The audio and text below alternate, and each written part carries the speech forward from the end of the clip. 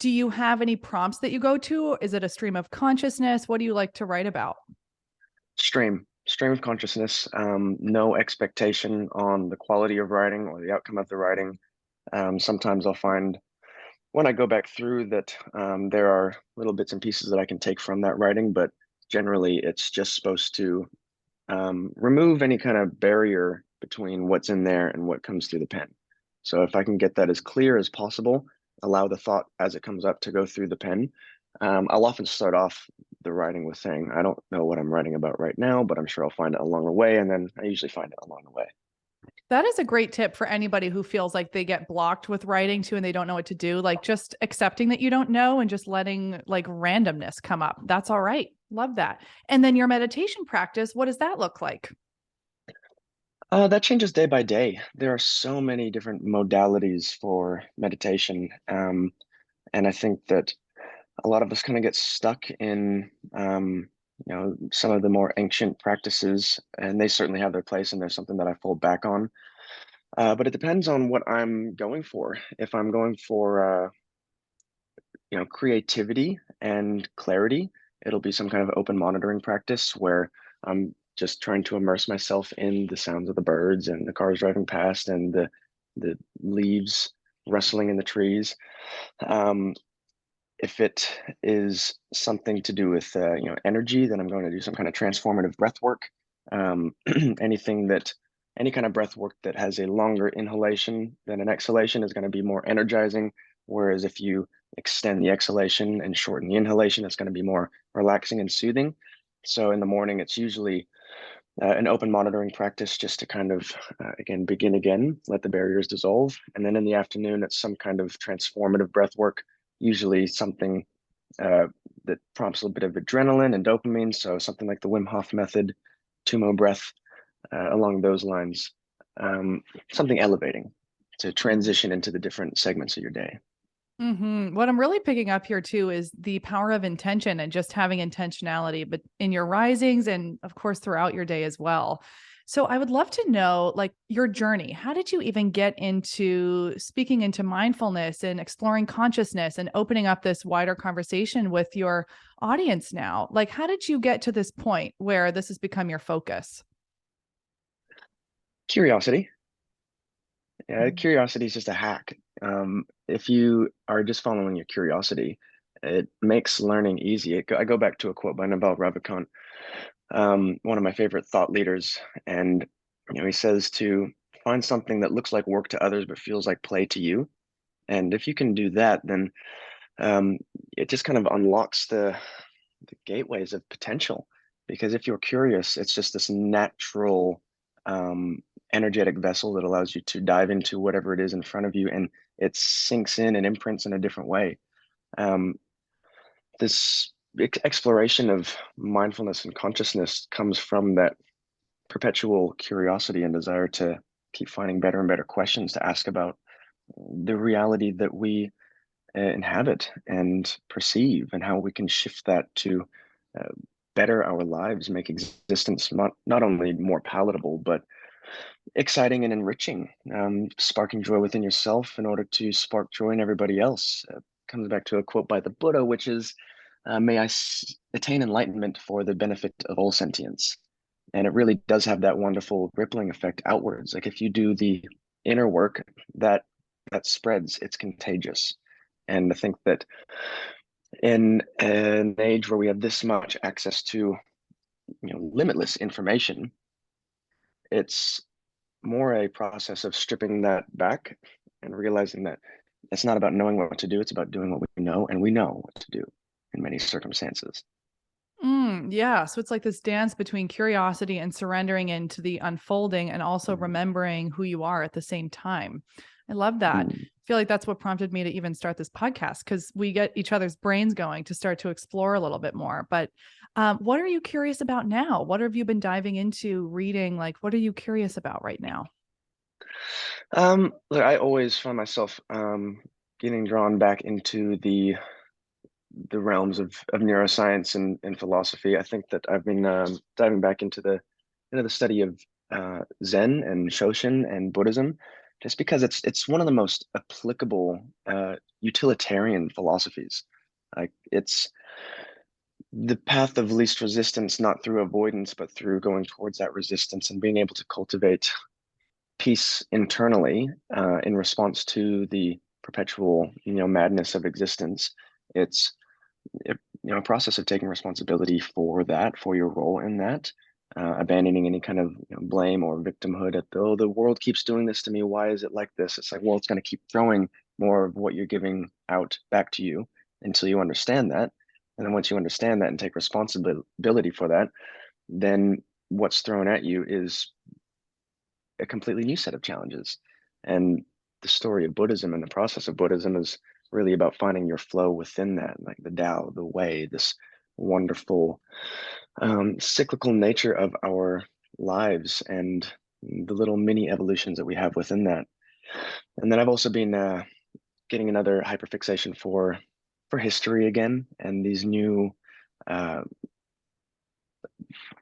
flare-ups of understanding that are coming from other people exploring their curiosity, people like Graham Hancock and Randall Carlson that are quite literally rewriting history as we know it, um, in terms of human civilizations and how many really have come before us and the catastrophic impacts of living in a quite a hostile universe and finding our place within that. It's both humbling and very exciting to know that we don't really know. Yeah, I love that. It is a really interesting time that we find ourselves in because we have all these luxuries of communication. We can kind of work from wherever, we can kind of live our dream and whatever that's going to look like. But then we have this whole other set of unique challenges that come with our generation, in particular with technology and nervous system regulation and just the amount of input that we get on a daily basis. It used to be like people would live throughout the day, they'd get their food, they'd make a meal, they'd work in the field or whatever. Now we're like, we could have 100 meetings in a day and somehow survive that. So my question for you, I guess, is when you are met with challenge or difficulty or like adversity in the little moments of the day, how do you process that and alchemize it? What do you come back to move through discomfort? It's a great question. I think it comes down to having a lot of little personalized reset buttons that are applicable to different situations and scenarios. You might also call them behavioral antidepressants. Just that little toolkit that you can fall back on when you feel a certain way. It's a combination of awareness and then implementation, information and integration. Like there's no point in having all of the awareness if we're not actually utilizing it. And so, first of all, the actual flavor of our awareness is important because loving awareness is a lot easier to prompt change from than a shameful awareness. And so, like, loving awareness is, oh, I'm aware that I've engaged in this type of behavior and I can see that I can do that differently now. And because I'm coming at it from a loving place, it's easy to go and change that. Whereas a shameful awareness is, oh, I'm wrong. There's something wrong with me, in which case there's no real hope for change. So why would I? And so it's, just the lens through which you perceive yourself is an important place to start.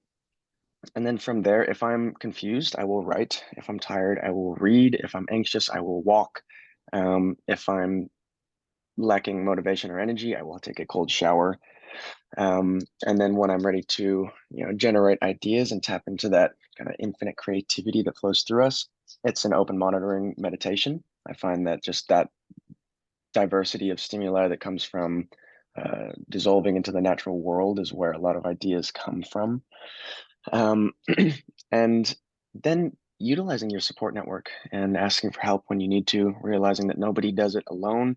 Anybody that thinks that they're doing it alone is a bit misled because the conditions exist for everything. In order for us to be doing anything that we're doing, the conditions have existed. Therefore, the people exist to help us with those things too.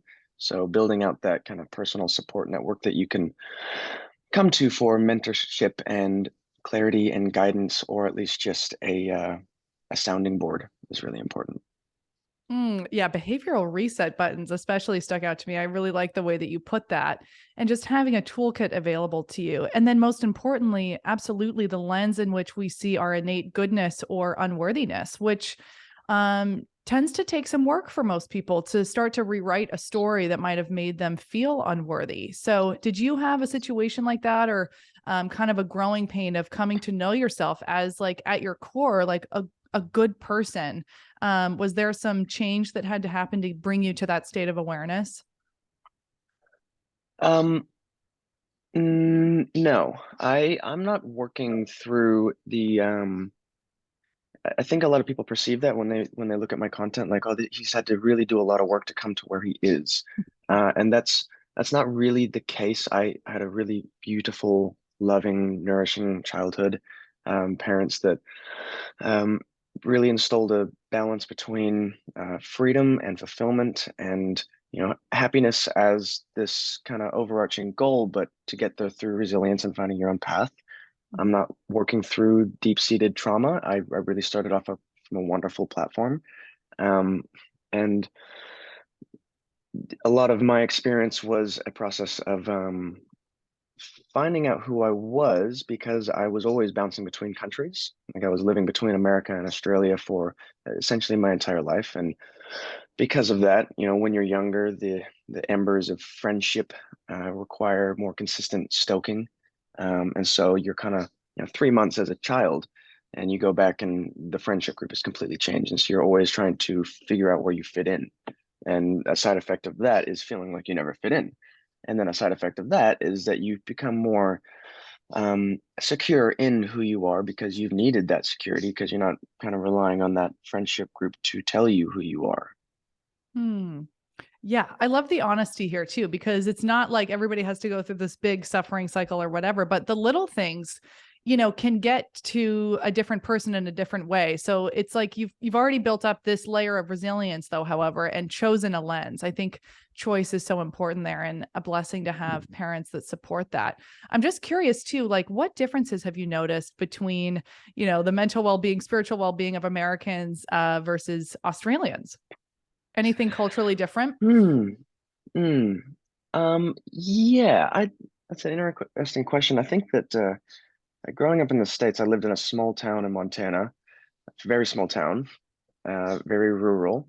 There were 9 bars and 12 churches Hmm. for 2,500 people, which is just, there's too many.